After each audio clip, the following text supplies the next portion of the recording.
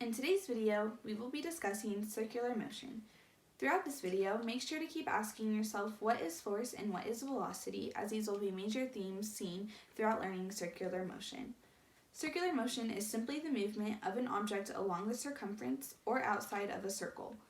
Velocity and force play the largest roles in the movement of the object along its circular path. This is because at any given point along the path, velocity and force will always form a 90-degree angle, which is what these 4 points on the diagram are representing.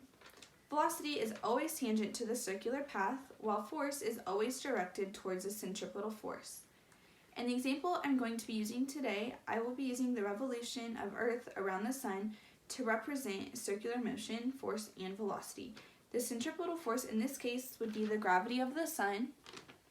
Velocity is just how fast in which direction the Earth is traveling during its revolution. As the Earth continues to travel along the circular path, the gravitational pull of the Sun, which is also considered the centripetal force, is what's preventing the Earth from traveling in a linear path rather than the circular path. The velocity of the Earth, which as you can see is still tangent to the path, is what is causing the Earth to continue to travel with speed and direction. Neither force or velocity are constant during circular motion.